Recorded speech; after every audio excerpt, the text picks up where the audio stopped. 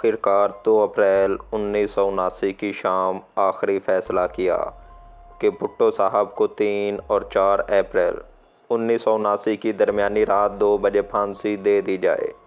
Jail کی کتاب قوانین۔ جیل مینول کے مطابق پھانسی کا وقت صبح سویرے ہوتا ہے، لیکن حکومت نے بھٹو صاحب کی پھانسی کا وقت رات کو مقرر کیا تھا، جس کی وجہ معلوم نہ ہو سکی۔ جیل کے قوانین کی اسی کتاب کے مطابق پھانسی پانے والے کے رشتہ داروں کو اطلاع دی جاتی ہے کہ وہ اس سے آخری ملاقات وقت مقررہ کے مطابق جیل میں ہی کر لیں۔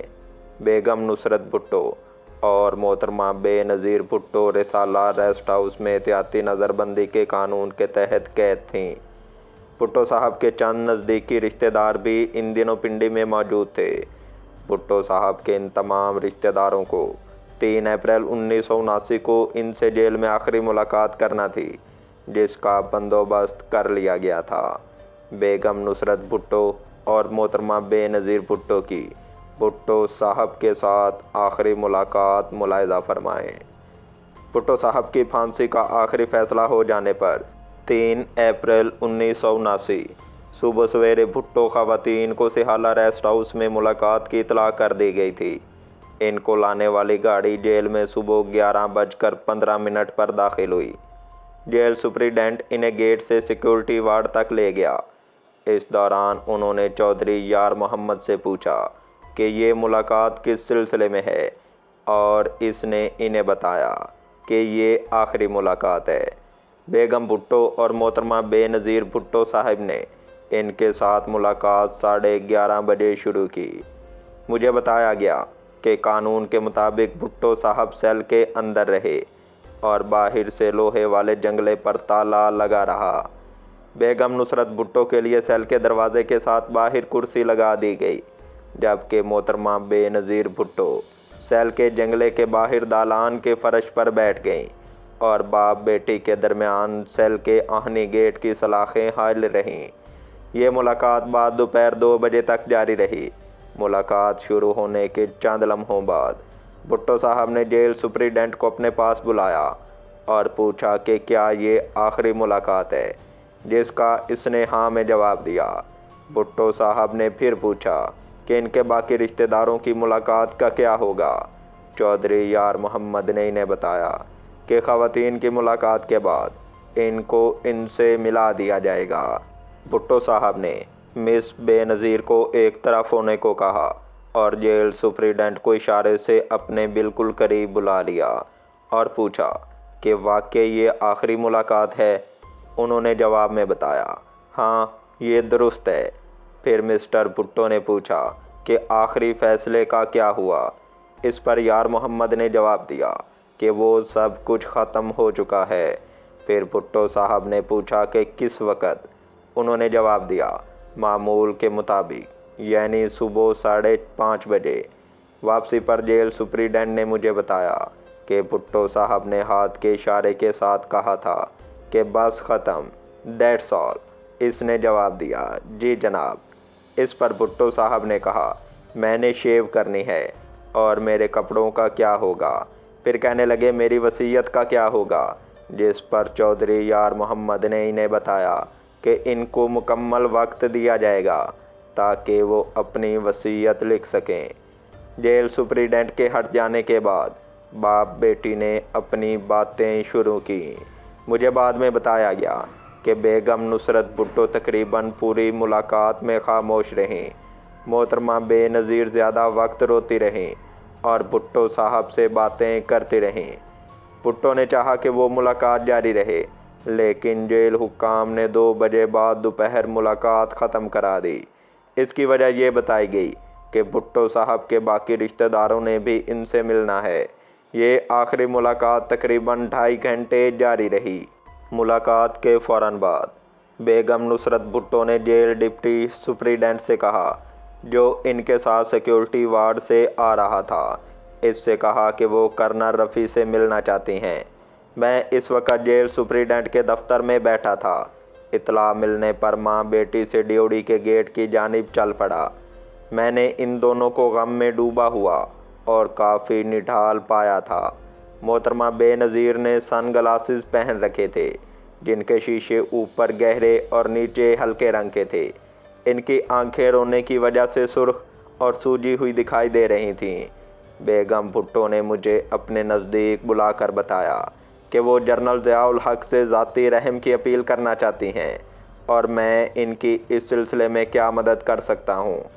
اس سے پہلے حکام نے مجھے سختی سے حکم دیا تھا کہ میں اکیلے میں بھٹو صاحب سے نہیں ملوں گا۔ میں کچھ اچنبھے میں پڑ گیا۔ پھر میں نے انہیں بتایا کہ میرا جنرل ضیاء صاحب کے ساتھ کوئی ذاتی رابطہ کنٹیکٹ نہیں ہے۔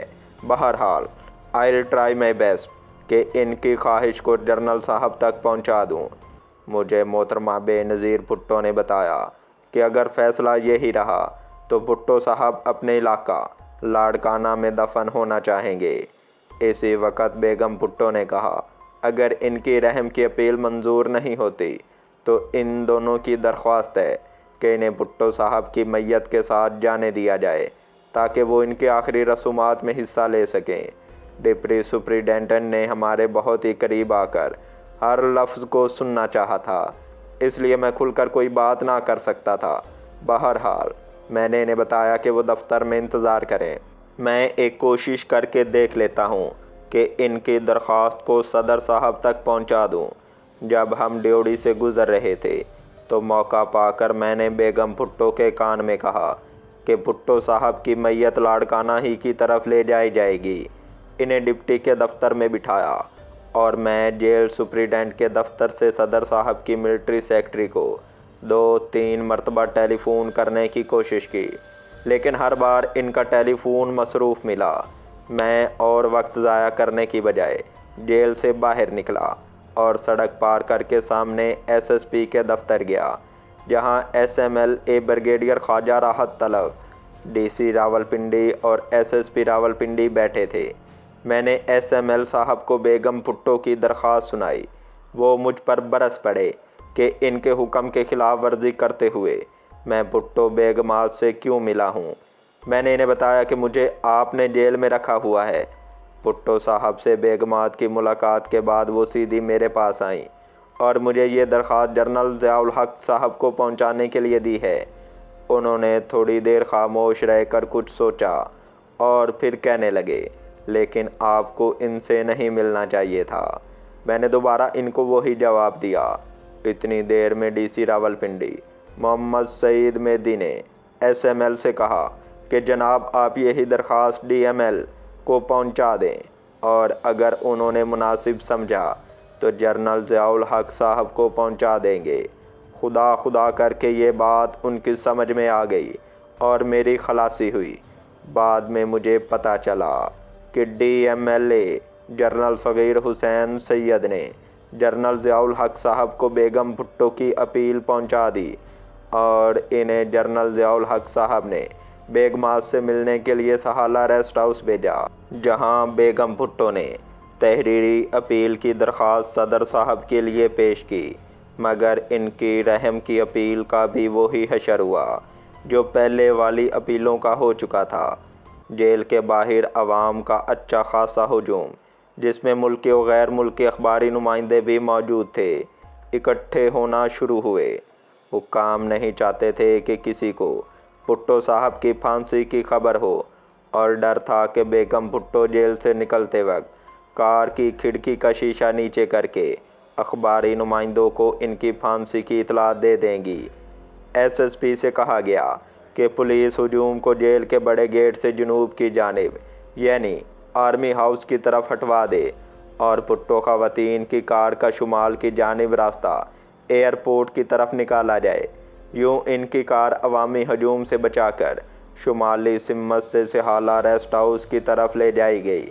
ادھر سہالہ ریسٹ ہاؤس کو باہر کی دنیا سے کاٹ دیا گیا۔ اس علاقے کو پولیس نے گھیرے میں لے لیا، نہ کوئی اندر جا سکتا تھا اور نہ ہی کسی نوکر وغیرہ کو اگلی صبح یعنی 4 اپریل تک باہر نکلنے دیا گیا۔ ٹیلی فون وغیرہ کا رابطہ تو پہلے ہی کٹ گیا تھا۔ ناظرین محترم، یہ تھی آج کی ویڈیو۔ اس سے اگلی ویڈیو میں ہم آپ کو بتائیں گے کہ جناب ذوالفقار علی بھٹو کے کہنے کے باوجود इनकी मुलाकात इनके दूसरे रिश्तेदारों से क्यों ना करवाई गई। जनाब जुल्फ़िकार अली भुट्टो साहब की जेल में बिताए गए अपनी ज़िंदगी के आखिरी दिनों की मुकम्मल तफसील जानने के लिए हमारे चैनल के साथ जुड़े रहिएगा।